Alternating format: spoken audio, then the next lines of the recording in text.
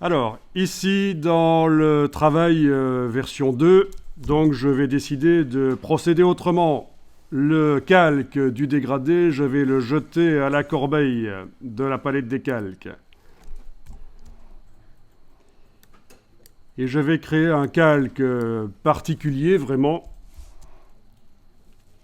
C'est ce qu'on appelle un calque de réglage, et ça, on n'a jamais vu.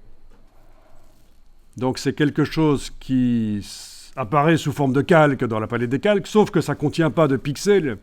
Ça a pour but de modifier les calques qui se trouvent en dessous. Alors, allons-y. Vous avez donc jeté votre dégradé dans cette version-là. Vous allez dans le bas de la palette des calques. On avait précédemment joué avec les effets spéciaux. Ça vous dit quelque chose ? Mais cette fois-ci, on va ici et on va chercher un calque de réglage de type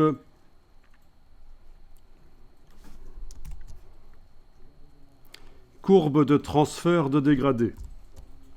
C'est vers le bas, c'est l'avant-dernier. Courbe de transfert de dégradé. Voilà.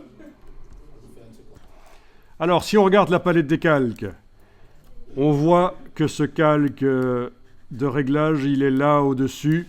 Bon, s'il n'est pas au-dessus, il faut le déplacer au-dessus. Parce que c'est là qu'on le veut dans un premier temps.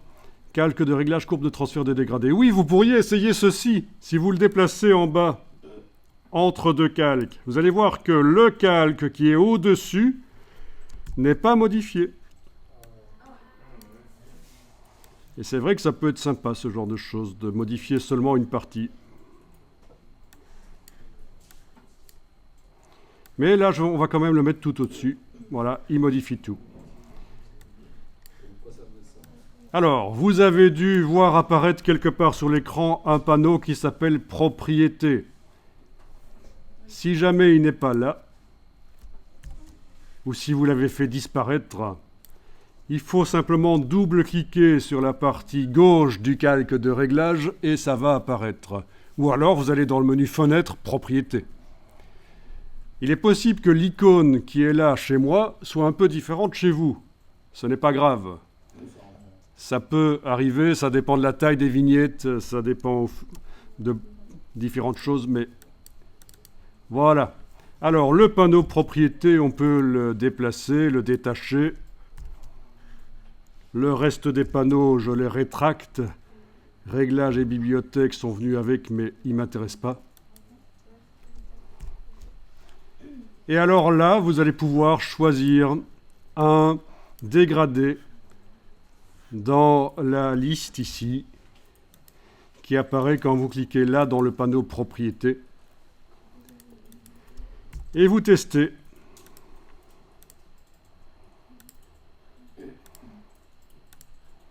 Alors, je pense qu'il va falloir faire son propre dégradé, ce sera encore mieux dans ce cas-ci.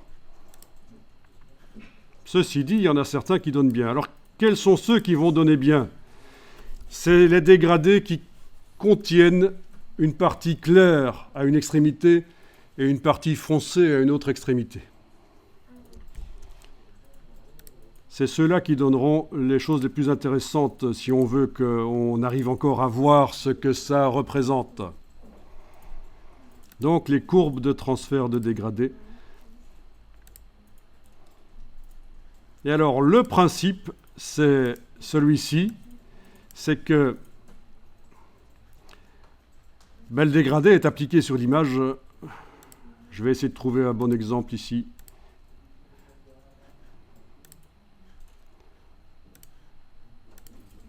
Ah oui, on a aussi l'option inversée.